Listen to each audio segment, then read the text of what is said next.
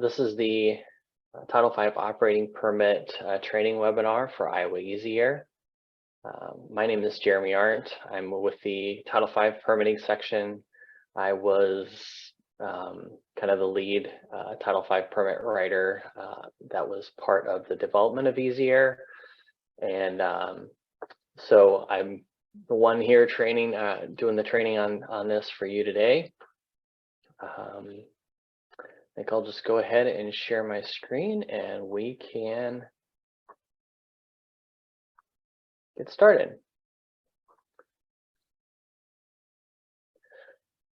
Well, the first thing that I wanted to talk about was, as many of you know, or as all of you should know at this point, starting January 1st of 2023, all Title V and construction permit applications submitted to Iowa DNR are required to be submitted using Iowa Easier.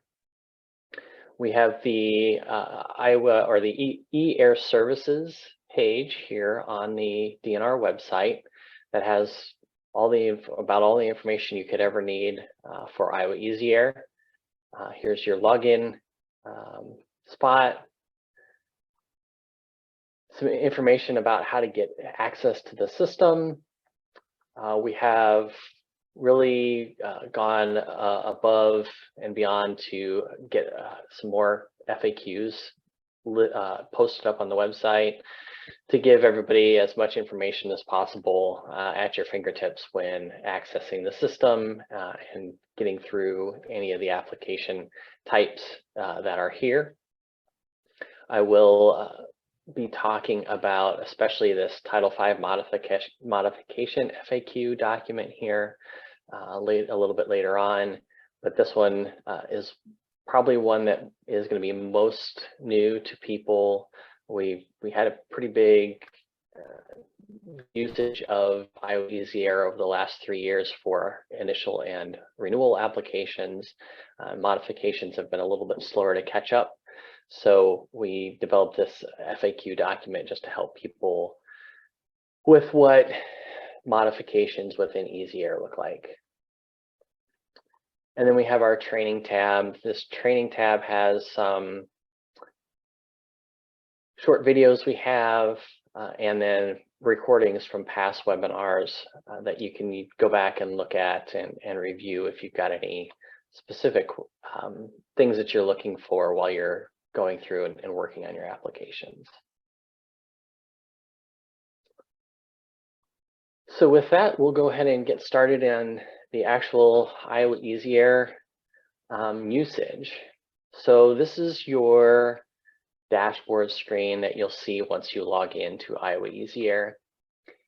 In order to start an application, you can either go to Apply New Submittal right here on your dashboard, or you can go to the Submittal tab and you can say Start a New Submittal.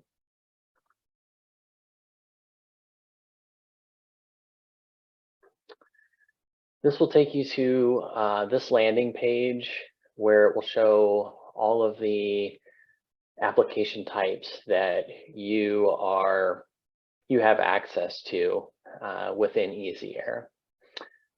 So you can see we only have 2 submittal types for Title V in Iowa Easier. This Title V pre-application, that's really only our Form 1.0, just gives us some basic information. And those pre-application, we really just use as an opportunity. It's a completely optional choice that facility may have, where we typically say about that 18-month time period for renewals to submit one of those. If you have an interest in that pre-application, we'll be able to sit down and have some conversation about what any questions you might have about the Title V application process or any changes that have happened at the facility. And then we have our Title V application type. If you go through and you see down here,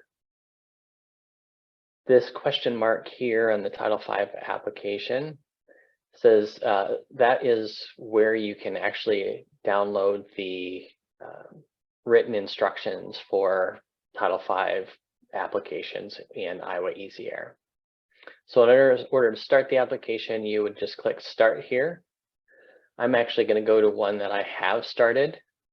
If you have, in Iowa Easy Air, it is easy to kind of start an application and do some work in it and save that application and come back to it later. So here we'll go to the Edit Pending Submittals. And I'm going to go to the application that I was working on and click that and open it up. And yes, as was put in the chat, if you have any questions, feel free to put them in the chat as we go. And if I see them or somebody will point them out to me and we'll get those answered for you. So this is the first page that you'll see when you start your Title V application. And before I get into any specifics of the application, I just kind of wanted to hit some general points about the application that are applicable throughout.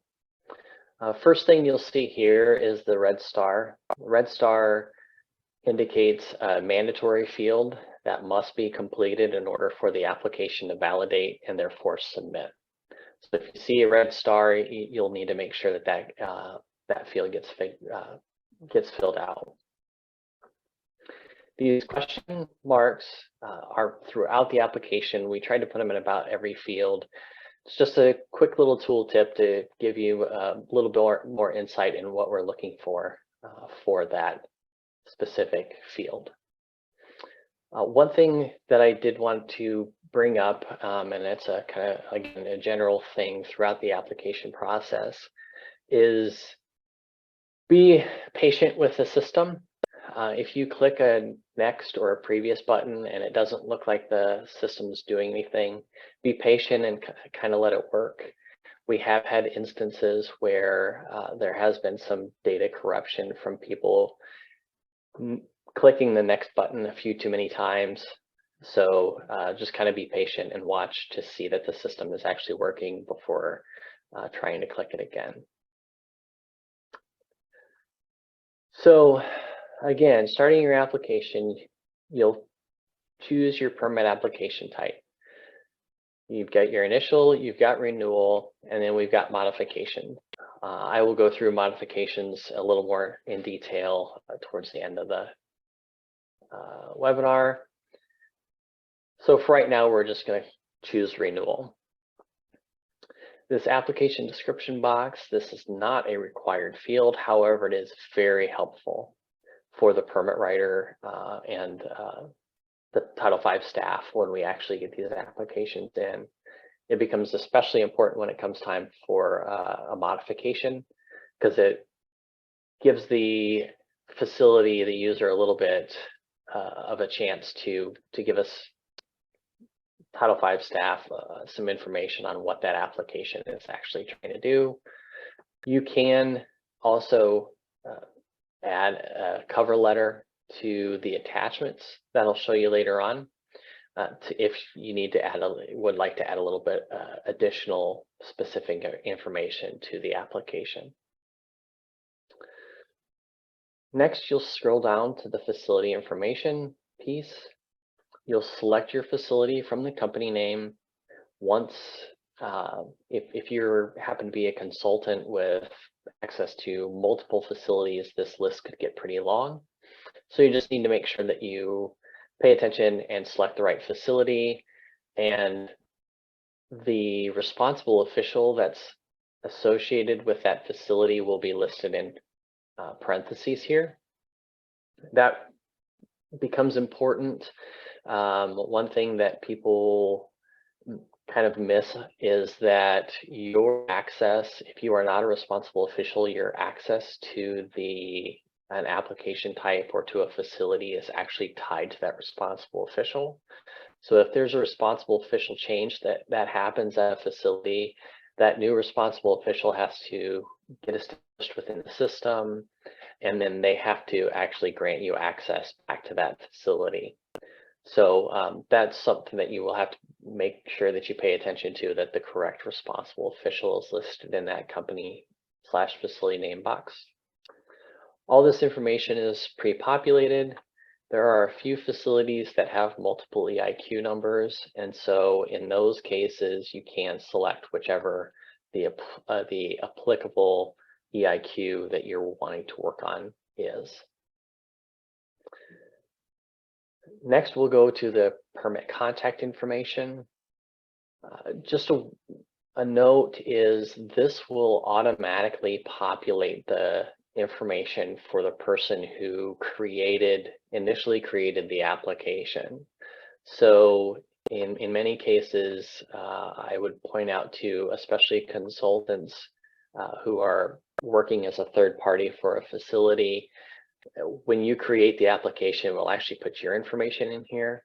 So if you need to change that to somebody from the actual facility, you'll want to make sure to change that information here. So we're going to go through and just click through and make sure our required fields are completed.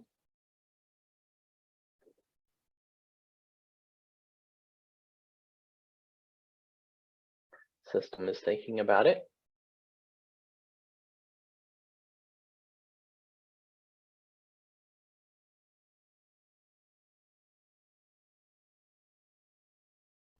Okay, so the next will be our billing and invoice remittance information.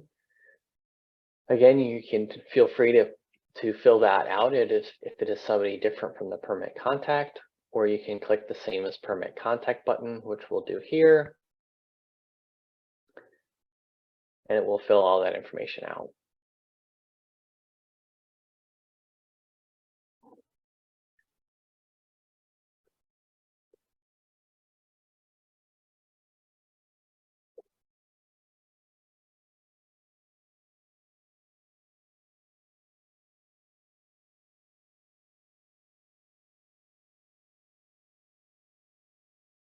Again, the system's thinking about it.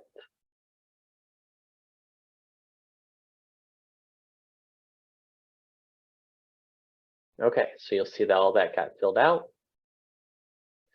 Parent company information is optional. I'm going to leave this mandatory field blank just for demonstration purposes. And then your responsible official, again, you can click the same as permit contact if that information is all the same.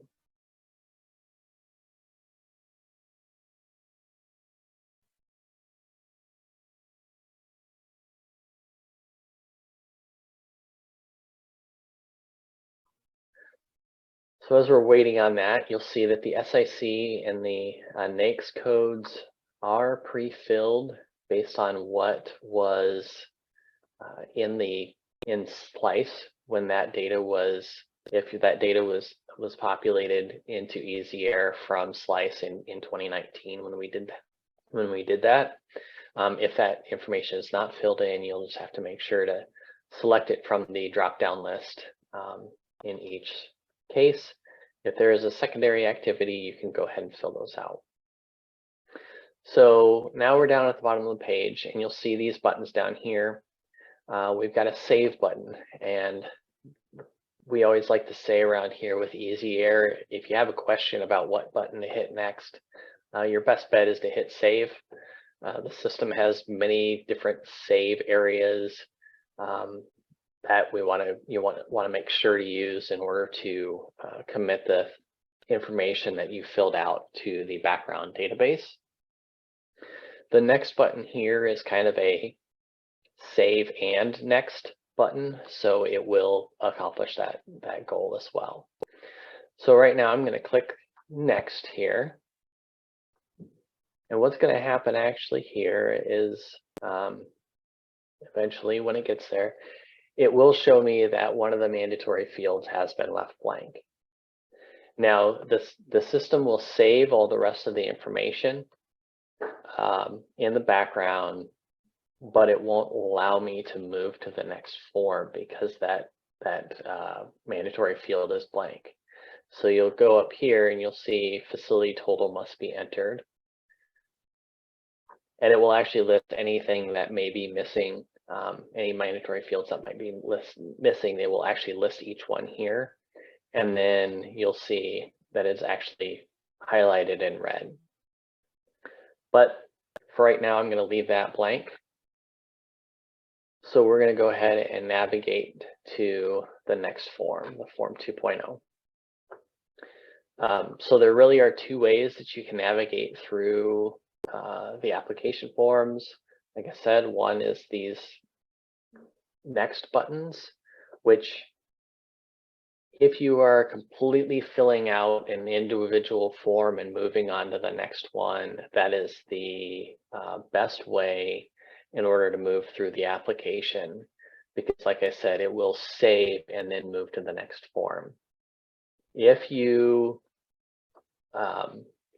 save when you're finished with a form and click this save button, you can navigate through to other forms using this wizard panel.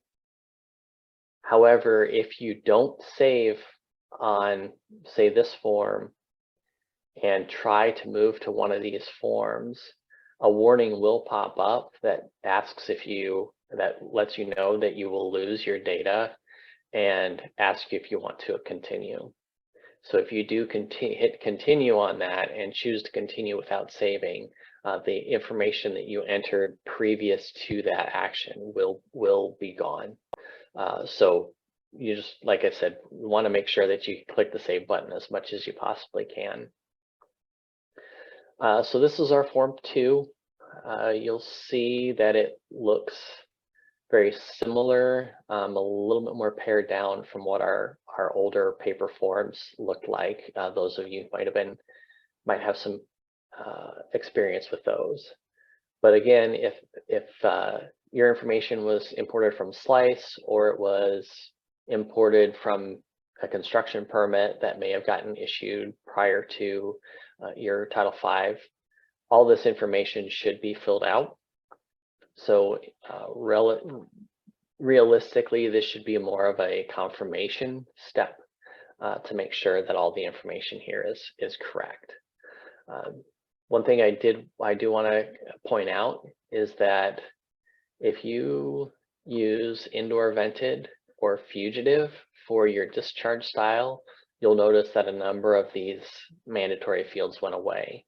So just know that will occur to make sure that those fields that may not be applicable in those types of discharge styles will be there. So we'll go ahead and we'll actually change that to indoor vented, and we'll go ahead and save this form. So you get this button here, or this ribbon here that says that it's saved successfully. However, it has not been committed to the database in the background of the system yet. At the point where you click the save button or the next button, that information will be committed to this application. So I'm going to go ahead and click save. And so you'll see here it says save successfully. It only saves the progress. You'll need to go through the rest of the process to actually do the submittal piece. If you need to add a new emission point, you would use this button here, and it will actually let you add a whole brand new emission point to this table. If there is something that occurs that you want this table here reset back to the instance it was at when you created the application, you would click this reset table button. But that will, like I said, it will reset it to what it was when the application was created. And so any information that you entered on this form will be deleted and set back to what it was. So just as a information, this will give you a warning though, like you see here, that says that you've clicked the reset button. If you continue, all the new data will be lost. So we're going to cancel. One thing I guess I did want to point out that you need to be paying attention to in this case is our stack shape and dimensions here are in feet. So you'll just have to make sure you convert that. That's because that's the way Slice handles it. And so all this information gets pushed to Slice. So we kept it in the same format. So we're going to click Next. Next is our Form CEO1, which is our control equipment form. So you'll see here that we have a drop-down list with predefined types of control equipment. These are, again, all from Slice, and they have been made consistent with the construction permitting applications so that this information flows between all three program types, so that information will be carried throughout. You'll just enter the required information here. One thing that I do want to stress also is dates within the system. Currently, the system does not validate for date format. So if you were to enter here 5 of 2022, the system would accept it. However, if you enter a date in that format for a new piece of equipment, that new piece of equipment won't be saved in the database behind the system.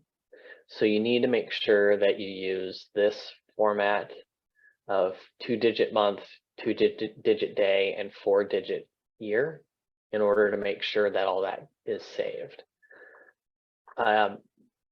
We get questions about how to capture, maybe if you only have a year.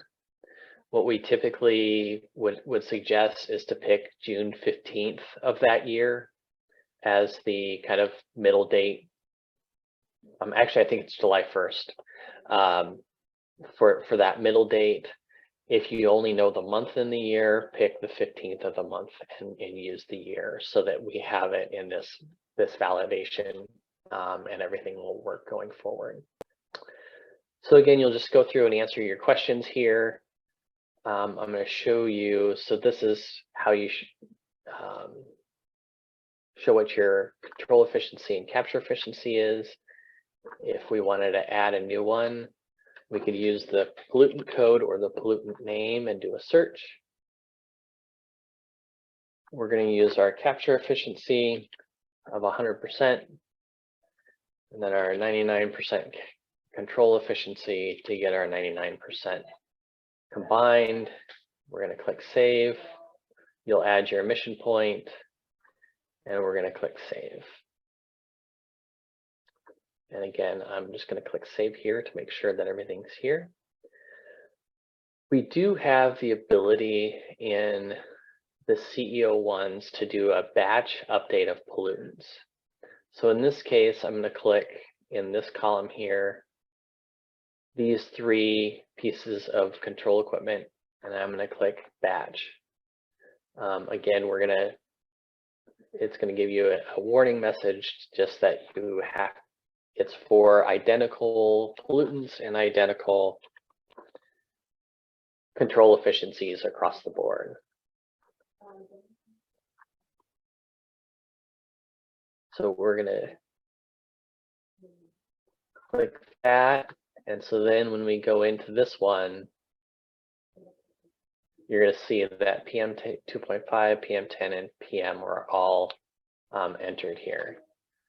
We're going to add our emission point.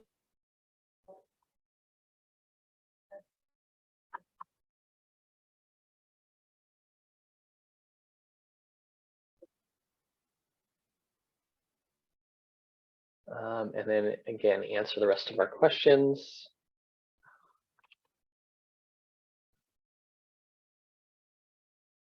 I think Cyclone is a choice in here, but we're gonna just go with that. I'm gonna click our date. and we're going to click Save. So one thing that I didn't mention before is we have this include and submittal column that is on each one of the forms. And so in the system, if there's equipment that is no longer operational, where you're no longer using it, or it's been dismantled and removed from the facility and you need it to not be considered as part of this application, you will just unclick it in this include and submittal box column here.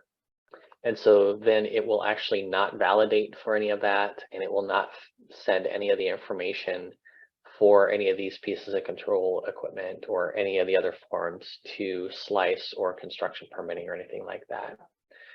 If you do have equipment that has been removed from the facility, we do have a form in the ER services page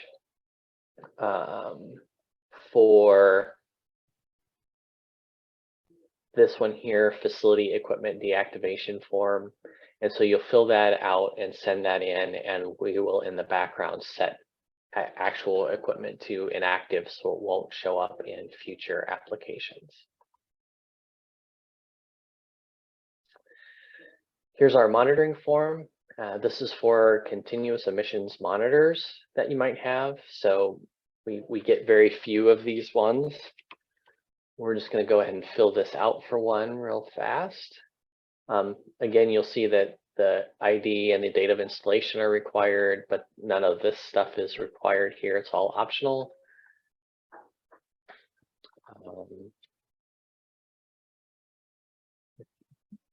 And then you'll see here that we have our kind of our most commonly used, I guess, pollutants here for SEMS. And so you'll just need to go through and remove the ones that you may not need for this one. It's a little bit of a process, but this was the way that the system worked. And if you have something that doesn't quite fit into it, we do have this the same associated monitored equipment box where you can go ahead and actually search for other pollutants.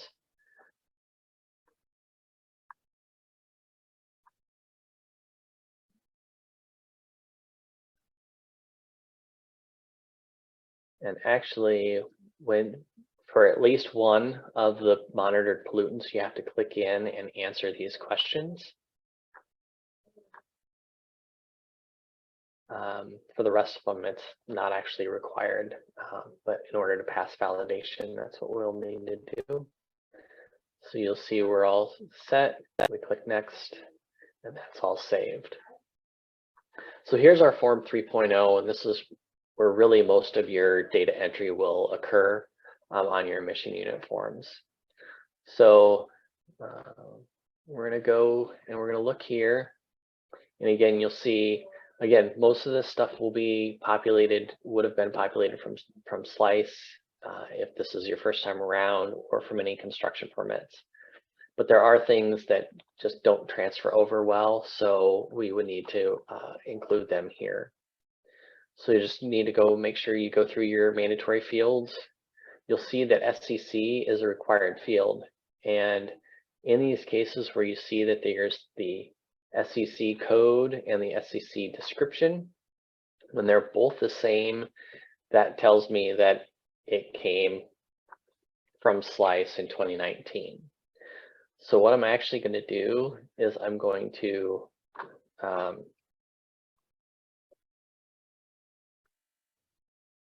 if it's important to you to see the correct description here, we're not going to really deem an application incomplete or anything like that for having that description be the number. But if you want to make that show up, you would delete the SCC and then come back in, and you can search for it and select it and save, and then the full description will show up.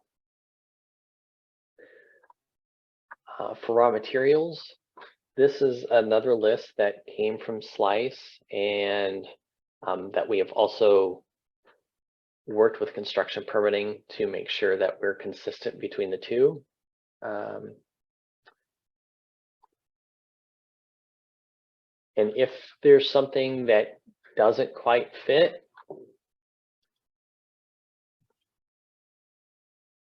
do your best as far as finding what might be the most applicable. And if you have any suggestions or anything that comes across that you really need to get in there, just email our help desk with suggested raw materials. Make it very clear that that's what you're looking at, and we'll look into getting that added into our drop-down list. So we've got our raw material. This is our old federally enforceable operating limit. This is an optional field. Sometimes people use put in like a throughput limit, pound an hour limits, something like that. There's limited space, so it's not hugely useful for lots of information. Your permanent rule establishing the operating limit, what most people use this for, is if that emission unit has a construction permit associated with it. A lot of times we just have that construction permit listed here. This is our welding. Maximum design rate is a required field. So you'll see that we have our maximum design rate. So you pick whatever unit, and then our units of measure are again consistent throughout Slice and construction permitting. So we're going to we're going to use pound an hour for our design rate. If you have control equipment associated with a point, you would go to your associate control equipment, and it'll actually show you all of the applicable control equipment that's on your CEO1 form. Same thing with your monitoring equipment and your emission point.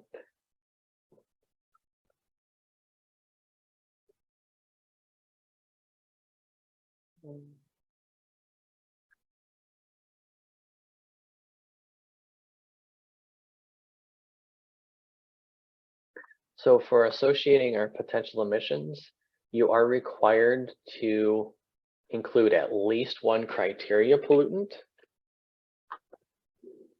So we're going to search for the pollutant code of PM. And so as you see, it comes up with PM10, PM2.5, and PM here. So you can pick one, you could pick two, so or you could pick all three and it will apply it to all three. So we're going to go, our emission factor is 0.005. And then when you click on this, you'll see the little circle shows up. And then you can go through and you can pick your unit of measure. So we did pound per hour. So we're going to do pounds per pound.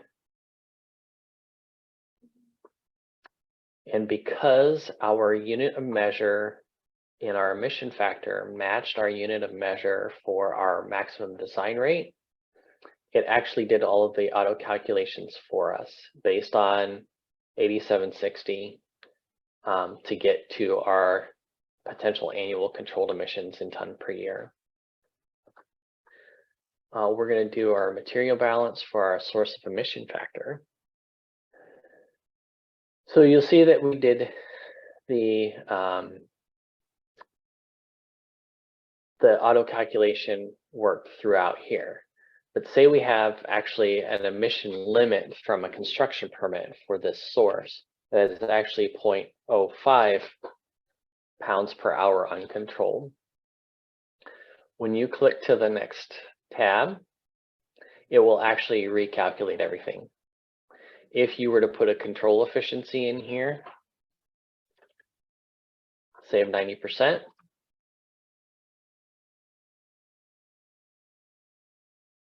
it will actually calculate that again for your potentially hourly controlled emissions and your potential potential annual controlled emissions in tons per year. If you go through all of this and you end up with an emission, again, a limit from a construction permit that limits your ton per year for this, you can even overwrite that and save it. So then all that information is available for kind of how you ended up at the final number.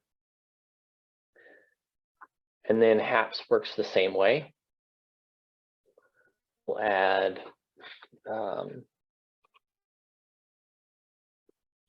we'll search for cobalt since we're doing a welding wire.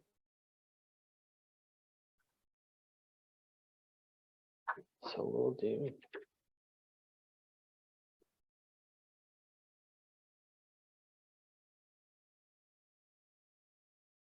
and again, we'll go back to pound per pound.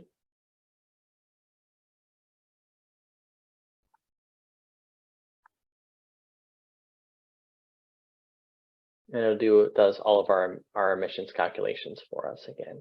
And this comments field is for anything that you may see. I'll show you here in just a minute where the comments field especially comes in helpful. So we'll click save on that. And then just personally, again, like I said, saving is important. So after I finish an emission unit, I will go ahead and click the save button just to make sure that that piece is submitted or is committed to the database. So there's a lot of cases where people might have a bubble limit, a construction permit bubble limit over multiple pieces of equipment. So in this case, what I've attributed here is a 0.5 pound per hour limit to VOCs from the paint line. And so what I did here is I reported that for this spray booth number 1 stack for VOCs. And we're going to click save. Again, I've gone through all of this. So then when I go to this cure oven that I'm considering as part of this bubble limit, I'll go through here and I'll do our, natural gas. What I did here is the natural gas emissions, and not all of them, but I did the PM and the NOx and the CO. But I didn't do VOCs because VOCs are accounted for through that other one. So so we don't have to do that there. Again, that's a good place in that spray booth 1 for the VOC calculations. In that comments field, it would be important to say that VOCs for, and then list out the applicable emission units are all accounted for through this emission point. Now for spray booth 2,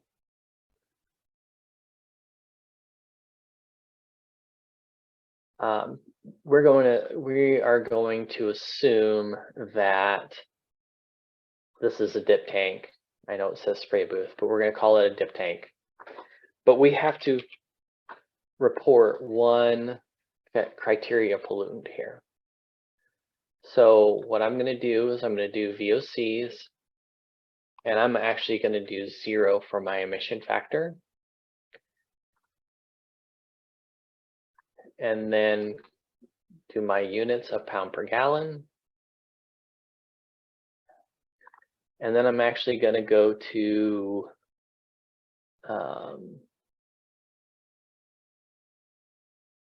other, and we'll specify permit.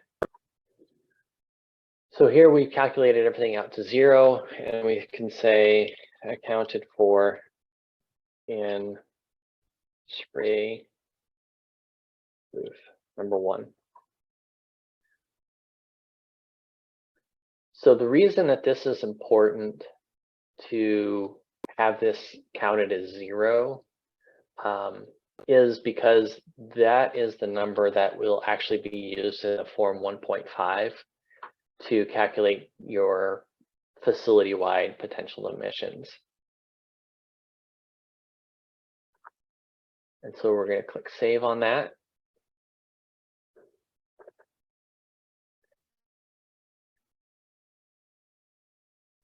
And so then that will be set for those instances where you have a bubble limit. In this case, we're going to look at, for this boiler, that you can actually, in our paper forms, we were limited kind of how we dealt with multiple fuel emission units. So in our paper forms, we typically would suggest people kind of create an emission unit number that was associated with a raw material. So a lot of times we would get 1A and 1B, and one might be natural gas and one might be diesel fuel. In Easy Air, we can't create additional emission units, but we can associate multiple SCCs within a single emission unit. So you can see here we have 3 SCCs associated, and we can actually associate multiple raw materials with a single emission unit. So we can start with natural gas, and we can add natural gas.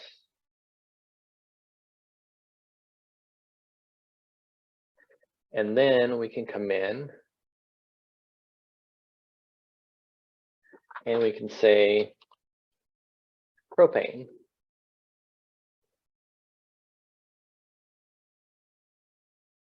And we can add propane as the raw material. And we can even add a third for fuel oil.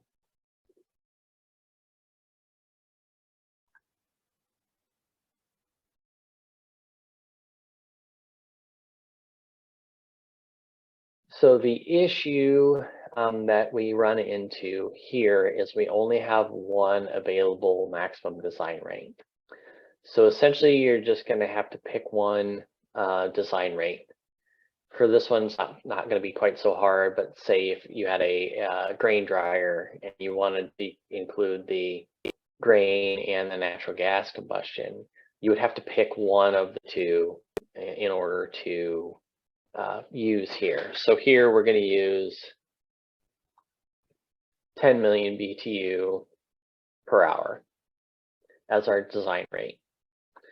Now these situations are especially where our calculation forms become important that get attached to this application. So in this case, what we would look for in that calculation form would be that your natural gas design rate is 10 million BTU per hour. Your propane is going to be 10 million BTU per hour, and then maybe your fuel oil is 10 gallons an hour or something like that. So we would need that information provided to us in the calculation form. We're going to add our emission point here.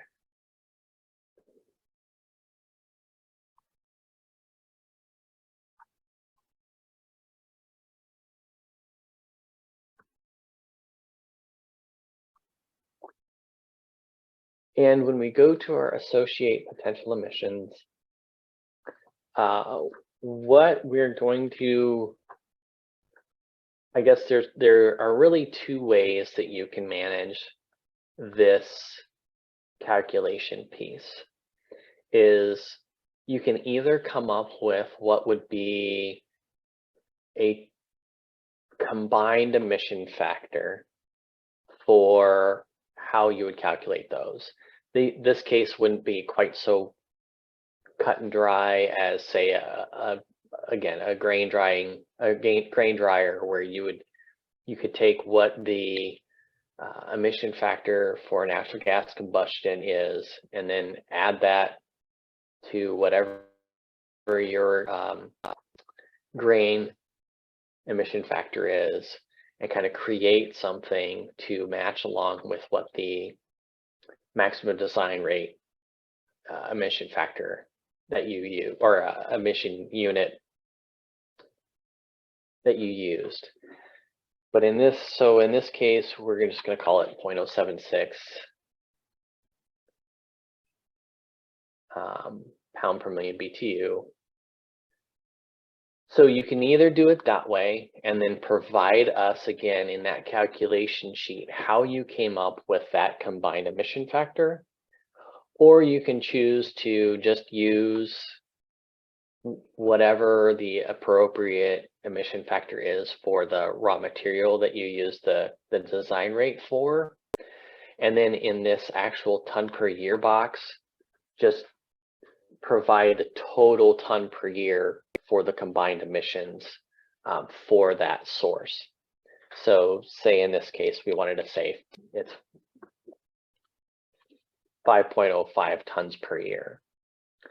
And it'll let us do that again, so that our potential annual controlled emissions will get fed into the facility potential emissions on the Form 1.5. Again, that will be very important to include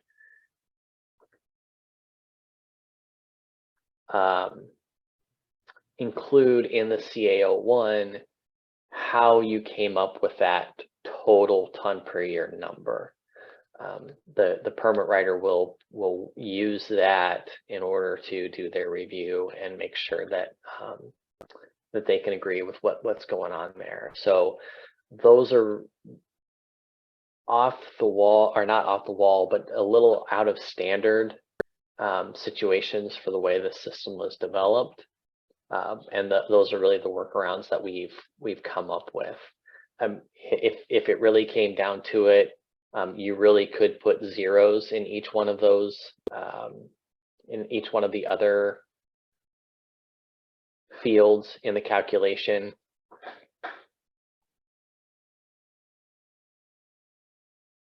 Okay. Looks like I'm going to get timed out here pretty soon.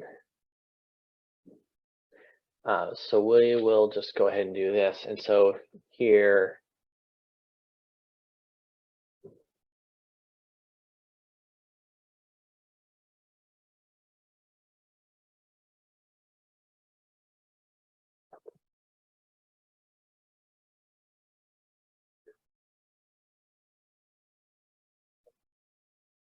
so we'll have zeros across, but then we'll have a total of say 10 tons per year.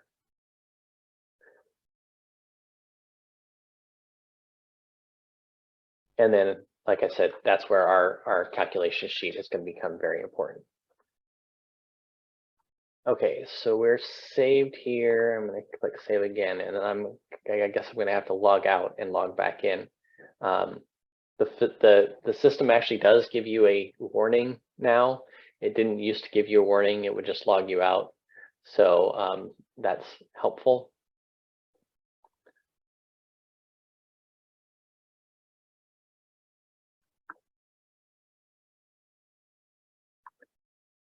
Okay.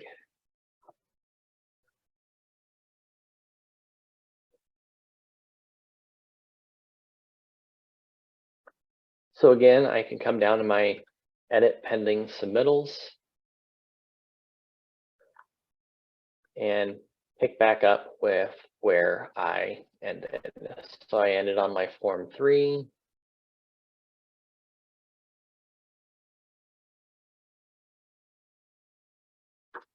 And we'll go back to our boiler 2 just to show. So you can see we've got our multiple raw materials and we've got our calculations here. So we're going to close that. I think we should be good on that. So then we get to our insignificant activities form. This one's very straightforward. You just add a new record and fill it out. And you don't need to fill out zeros for any fields that aren't applicable. Click save and go to next. You do that as many times as you need to. And we get to our form 1.4. So this will calculate based on, again, the numbers that you entered in on your form 3.0 for your HAP emissions. In order to get it to do that, you have to click the calculate emissions button. So here it gives us all the information, the totals that came from those form 3s. If you happen to make any changes after you do this and calculate your emissions, you can either click the calculate emissions button or you can click the reload emissions from emission unit and it will update these numbers. These fields are here, these are optional, but if you had a ton per year limit, say on a certain HAP, you could add that here. And then if you had a facility-wide limit, you could actually, HAP limit, you could actually enter that here. And so that will save that information. And so it will give, again, gives the permit writer information that they need in order to proceed with the permit. Our 1.5 is very much the same. Again, you will hit your calculated emissions and it will actually pull all of your totals from your form 3s for all your criteria pollutants. And then again, we have the potential emissions ton per year. So if you have a facility-wide limit on something, you can enter that in these forms. So we could always say that we had a 3 ton per year carbon monoxide limit. These questions here, one of these is required to be filled out or completed. So we're gonna click there and you'll see that that actually answered the question that the source is a major source. We'll click next. And we'll get to our general facility requirements field. So these are just the questions that have been in our general facility requirements form for a few years now. And so you will see that based on your answers as you go through, many of the questions will actually change. So if you look at, so say you have a Part 63 niche app that is applicable to your facility, you would click this add new record, and then this drop-down list should have all of the applicable niche apps that might be applicable. So we'll just say that and we'll click the green check mark and that will actually save that there. And the NSPS is the same. If no NSPSs apply, then you don't have to complete anything there. And we'll just continue to click through our buttons. A few of these, like I said, you'll see that the actual answer that you give will actually affect the next question. So like this one, automatically answered no. So it's very much an active form.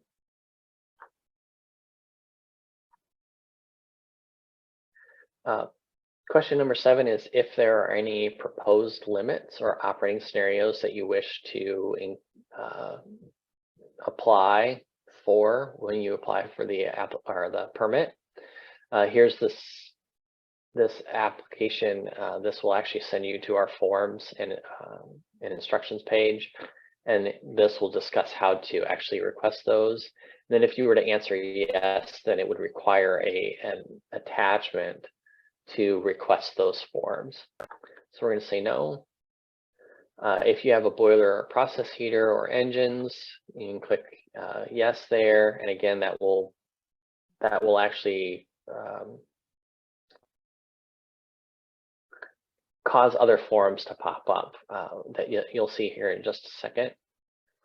And then for CAM plans, it's a yes or no. Again, these will and the compliance plans, they'll change what our attachment requirements are from there. So we'll click next, and you'll see here this was already filled out previously, but this asks questions about any boilers that you might, or process heaters that you have on site. One of these will need to get filled out for each boiler or process heater that is at the site. And again, these questions just kind of help us applicability wise for some of these units. If you need to add new ones, you can click the button and it will ask you all those questions. Same thing with the engine forms. You'll see we've got 2 of them here. It's pretty straightforward, the questions that it's asking you about the specific engines, and then whether you need to submit a tier.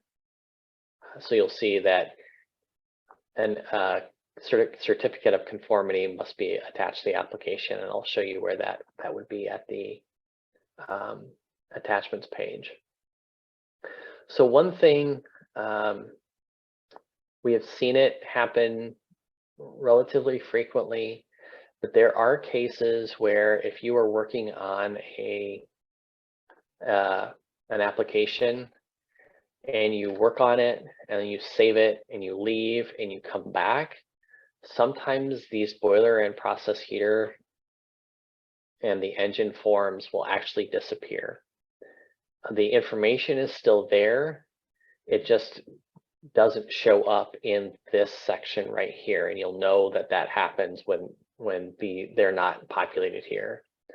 So if that were to happen when you go into submit, so I'm just going to ask everybody to check that before they get to the submit page. If that were to happen, all you need to do is go back to this general facility requirements form, and you would click no, and you'll see the system work, and then click yes again for each one of them, and those forms will show up with all of the information in there. So you didn't lose any information. We're working with the developer to get that fixed.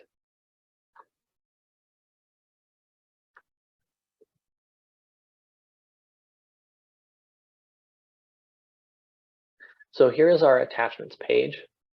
So you'll see with every initial and renewal application, we have the process flow diagram, the CAM calculations, and the Part 2 emission point applicable requirements forms.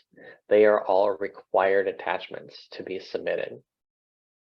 The CAM calculations form is on our website, and as is this Part 2 emission point applicable requirements form. And process flow diagrams, we really don't have a format for that. And in these cases, you can submit 1 per line, 1 per emission point, or you can submit it as a single document. We don't really dictate how you have to do that. And same thing with the Part 2 emission point applicable requirements form. If you want to submit 1 form for each piece of equipment, that's fine. If you want to combine them as a single document and upload that, there are some people who have done those by process group. So it really just depends on how is easiest for you to put those together. Some of these other ones, the acid rain permit application, if you would have clicked the appropriate answer on the general facility requirements form, that would become required. Same thing with the proposed limits. The CAM plan, if you would have said that you're subject to CAM, that would come up. As you see here, calculations, the calculations page is always optional. But that information that you can provide really helps the permit writer, because there's really only so much information that you can convey in the format that we have for these application forms. So in a lot of cases, those calculation forms are important to get information out that, or to the permit writer that may not be available in the form the way it is. To pass validation for right now, I'm going to say I'm going to mail these in. If you mail, we would really prefer not mailing stuff in, especially each one of these. If you maintain them as an electronic document, you know that you will always be able to maintain them and keep them up to date to attach next time. So online is definitely the easiest way to send in our attachments. So we'll click next. So when we get to our validation page, the first thing you see here is we have a validation issue. We see that our Form 1, our facility information, is not filled out. So we cannot submit this application as it is. Here you'll even see that we have an X here that shows this is the form and even what information is missing. So we can go and click here, and it will take us back to the Form 1. We can fill out our facility total, and we can click Save.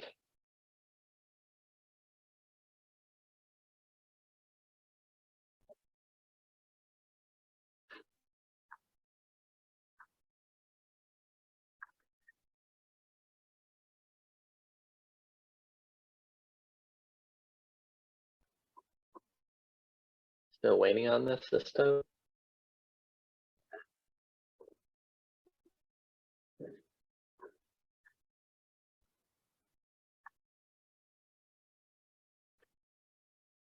Okay, so we're saved successfully. So now we can go back to our validation page.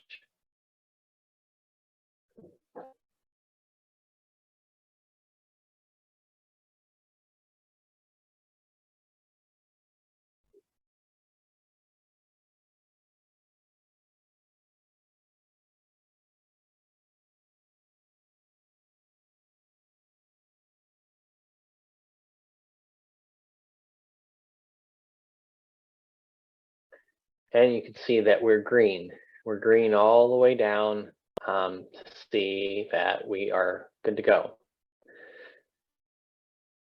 We do have people who at some point they may want somebody else from the facility to review the application before it gets signed or submitted. You can actually come in here and download each one of these PDFs, and it will give you all of the information that you entered into the application as a PDF, and then you can email that as you wish. One other thing, not that we have frequent or we've had very few instances where information has been lost, but that it has happened, as is, you know, the possibility with any computer system. I have gone to suggesting that people go ahead and download each one of these forms before they submit, just so they have a copy of the information located on their drive, where if something did happen and it was a system failure for some reason, you at least have the data that you spent so much time compiling, and then we would be able to work with you or work with a facility to figure out how to get that data restored best as possible. Again, it is not something that has happened very often, or I can't remember at all, but it's just something to kind of make sure that we have information. So since we're good to go, we've checked our boiler and engine forms, which you'll see right here, they are not there. So this is the perfect example that I was talking to you about earlier. So I'm going to click no, and then click yes for each of these.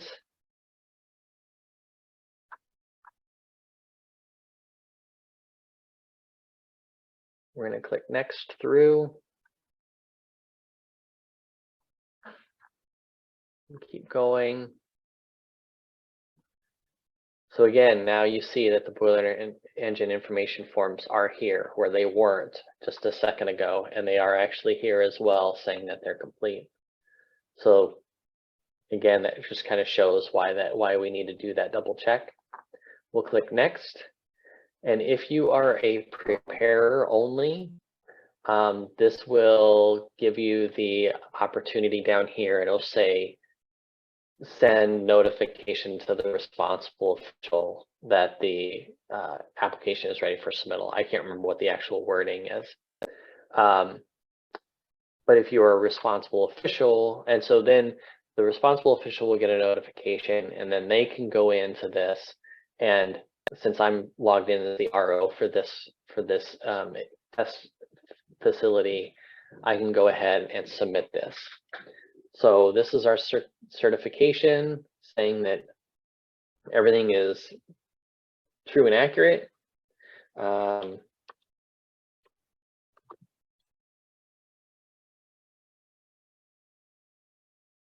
The security questions and the PIN are something that the responsible official will set up from when they set up their account, and click submit.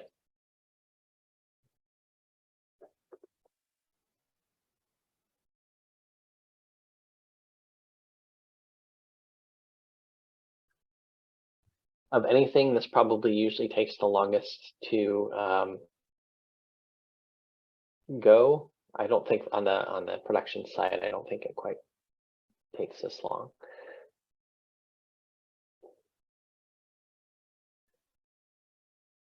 So once this goes, there will be a confirmation screen that comes up, and I think the responsible official and the user who created the application, if it was the preparer, they get notified. So this is a token error that is just a test server error. It does not currently affect our production side. So if I want to look at that application that I submitted, I can go down to the submittal tab and go to track submissions. And you'll see that this is the application. One thing I forgot to mention is each application submittal gets its own submittal ID. Every time you create an application, it will get its own unique identifier. So that's something you want to pay attention to make sure that you're working within the correct submittal. Now, one thing that we have gotten a lot of questions about recently is this review status where it says partial submittal received. And it will say that on that confirmation screen, and it will also say it in the email notifications that it gets sent to the individuals who are associated with that application. So the reason this does not mean that you are necessarily missing anything from the application. In the Title V program, we have, from the agency side, we have 60 days to review your application when it's submitted, to review it for administrative completeness. And so we didn't, within the system, we had either partial submittal received or complete submittal received, and we didn't want to give users a false sense that their application has been deemed complete upon submittal. So the review status is automatically sent to partial submittal received. Once we do once DNR does its initial completeness review and deems the application complete, closes our task, then that review status will go to complete or submit. I think it goes to submittal received, like it is down here. So if you are interested in where your application is in the process after it's submitted, again, you come down here and you can click this view. And it will show you in this work activities section where DNR's review process is. So you'll see that we have the assigned completeness review is scheduled, but that's not completed. So as we complete pieces, we have our own tasks within the system that we have to complete. And so it will give you information associated with that. Eventually, when the technical review is assigned, it will actually give you the permit writer's name of who is assigned to work on this application review. So you will actually be able to reach out to that specific person in order to see where you're at, where your application is in the process. One thing that you may ask once you get this application sent in and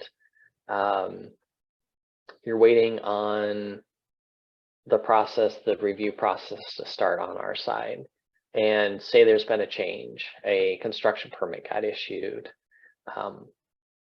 What we would ask is that you then go in and start a new submittal and submit a modification to the application, or to the permit is technically what it is, rather than trying to request to have this application sent back, because you cannot make changes to this application except for adding attachments after the application is submitted. So you can't go in and view the application and make any changes to it after it's been submitted without requesting DNR to release the application back to you to make changes. So the way that we would prefer to handle that would be as a modification, a brand new modification application. The permit writer will get notified of that, and we've got our processes here for how to handle that. If there was an attachment that you wanted to add, just to give a little bit of extra information, or if you were working with the permit writer and they ask you for a spreadsheet or something like that, you can go into the application here under the attachment and actually add an additional attachments. It will give a specific, the date that new attachment was added, and you can submit it that way. Those instances are kind of few and far between, but that is an option.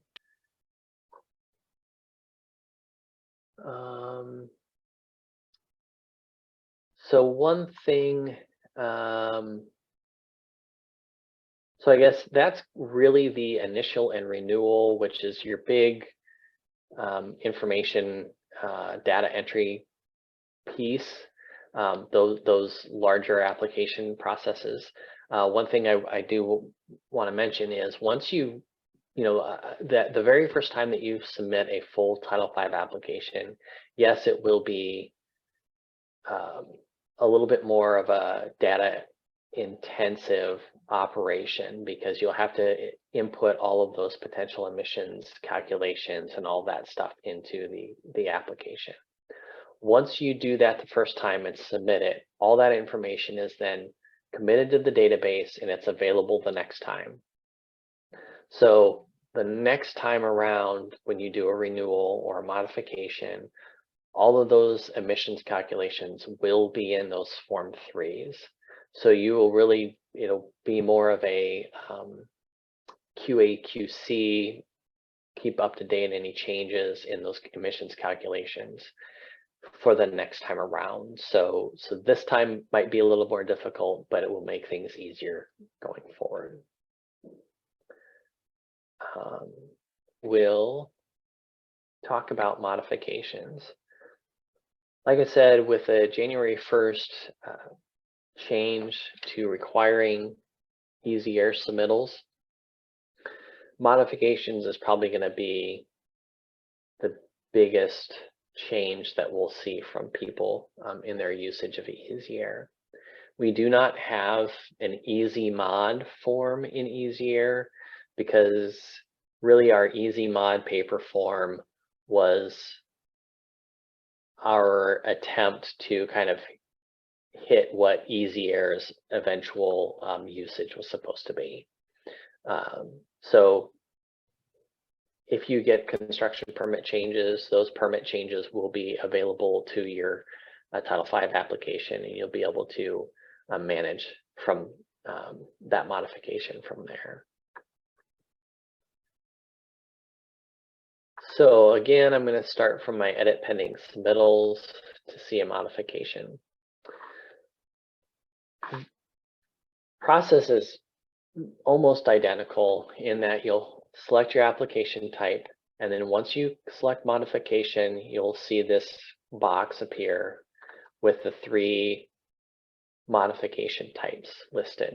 And so you'll just pick the applicable one. Administrative amendment, typically what those would be a change in permit contact, responsible official, sometimes addition or subtraction of insignificant units from the Form 1.3. Very small changes. Minor permit mods are probably most of what we see.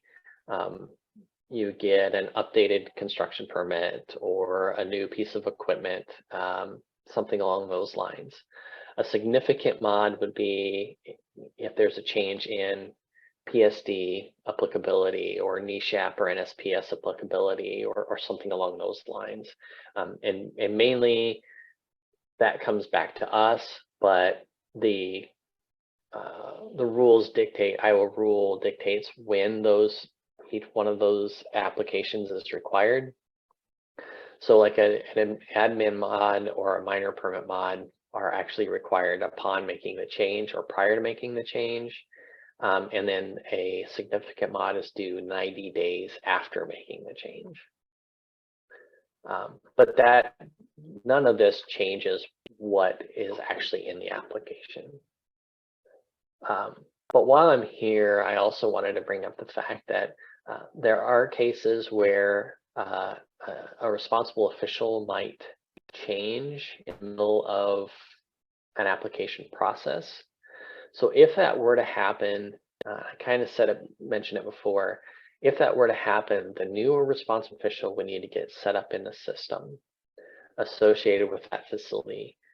That new responsible official would have to make sure that they go in and grant access to that facility in the program as a preparer. So then what you would need to do as a preparer is come into this facility name, and you would see the facility name with the old RO's name in parentheses, and then the facility name with the new RO's name. So you just need to make sure that you pick the new RO's name and then just go through the process that way. So it's just kind of a little bit different, but like I said before, your association as preparer is tied more to the responsible official than it is to the facility.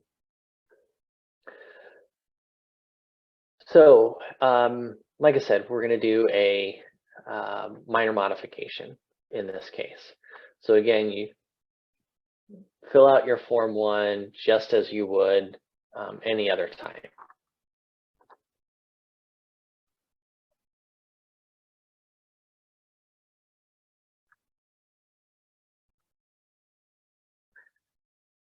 You will see, the first thing you'll see when you go to the form is this include in submittal column is unchecked. So this was a quality of life improvement that we had made to the modification application so that you would actually go in and select the applicable. You only have to fill out what is part of that modification, what needs to change, because this included submittal is what the validation all runs off of. So in this case, we're going to say that this spray paint booth 2 stack changed as a result of a construction permit. So we're going to go up to 60 feet for the stack height. And we're going to click yes or save, and then we're going to move to the next one. We're going to say that our CEO ones are all, none of them are affected by this change. Nothing for the monitoring equipment. And then our spray booth number 2, like I said, changed. So we're going to change our permit number here. And I created this application before I created that, before I submitted that other one. So that's why there's nothing here. Maybe we'll go to one that actually has some more information included in it.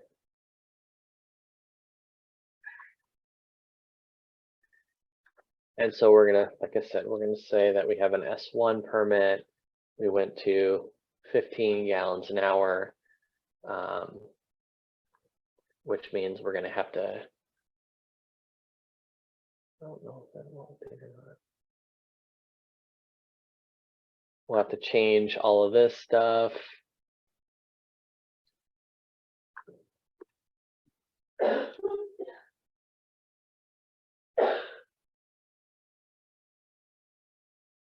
We'll just call that good.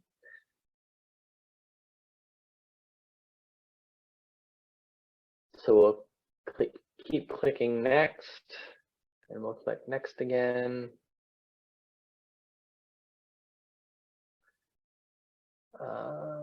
Our HAPs didn't change, but we can go ahead and calculate the emissions.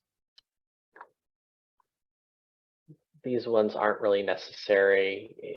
If nothing in the emissions has changed, you don't necessarily need to go through these. But the important thing about a modification is you have to walk through and lay your eyes on each form. Otherwise, the system will not validate the modification. You'll see on the attachments that none of the attachments are required on a modification. And then you'll see that we're validated here. So if I were to go through, again, what I tell people when they're doing a modification is the best way to go through it is just by clicking the next button. Because if I were to have navigated and just done a Form 2 and a Form 3 and then gone down to validation, it would have said all the rest of the forms were are missing information. And so then I would have had to go in and look at each one of the forms before it would allow me to submit. So I don't need to go through that process because it will take a little bit, but I'll show you real fast what it would actually do if you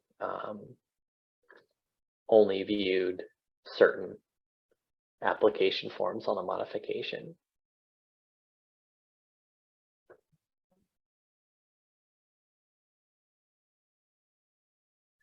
Well, while we're doing that too, I can talk about one thing that people will be doing here shortly is our annual compliance and annual compliance certifications, semi-annual monitoring reports, emissions inventories, that kind of stuff where your RO or your permit contact changed.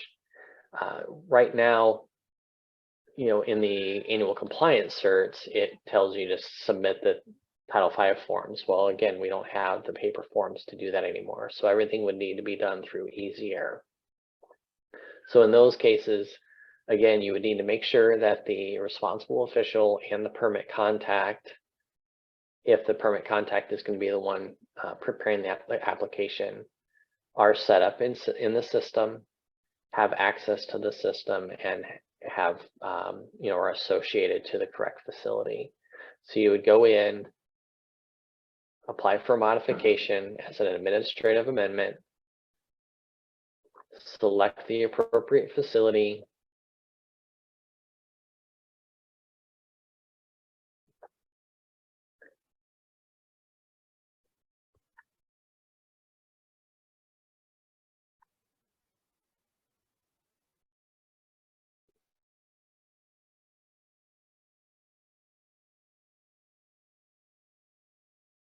seems to take the longest bit so far.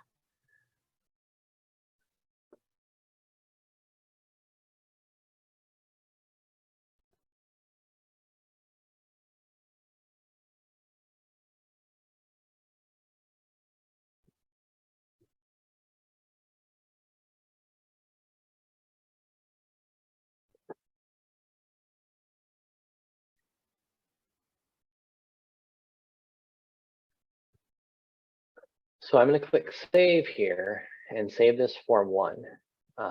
Like I said, if you're doing just the change on the permit contact of the responsible official, this is the only form that needs to be submitted. But if I were to click directly down to validation,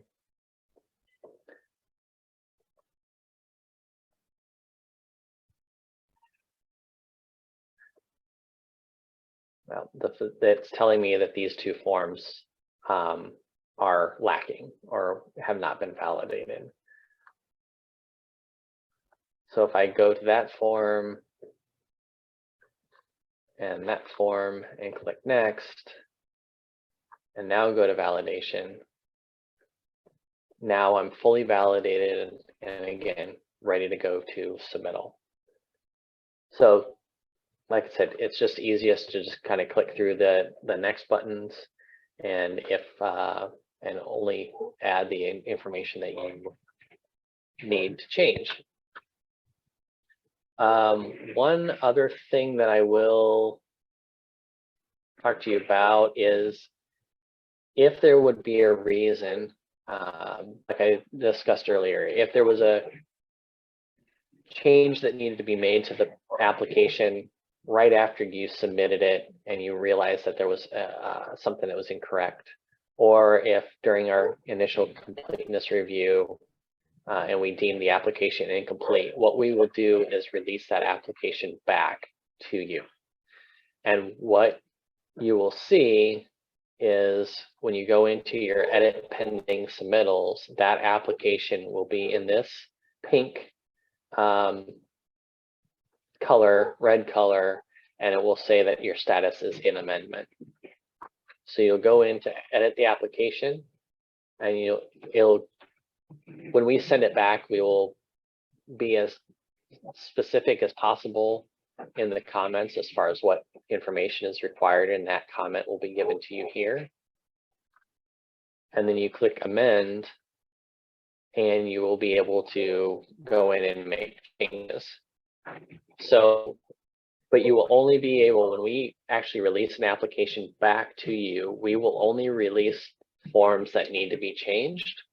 And so those are the only forms that you'll be able to make changes to and save. So in this case, I allowed the form 1.0 to be changed. So we're going to change that to doctor.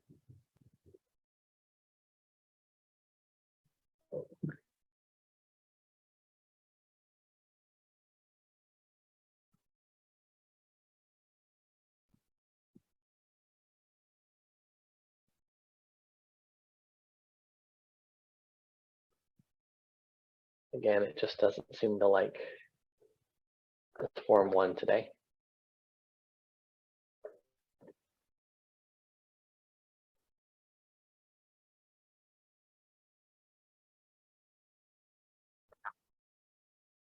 And then we're going to click next. And because you can see that we have the save button and the next button here for this form.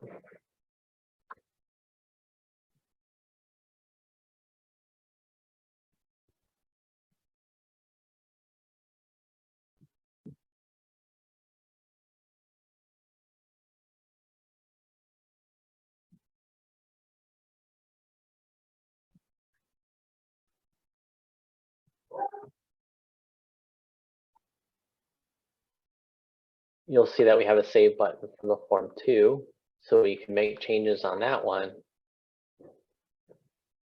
But I don't think so you'll see that the form CEO1, none of these buttons are available. So you will only be able to make changes to the forms that we actually release back to you. So if there was a reason, like I said, you just submitted it and there was just something that needed to get a quick change to, we could release that back and let you get that updated, but it will be specified to, limited to very specific scenarios. Once you get all that stuff done, then it will be just like everything else, and submitted just like every other application.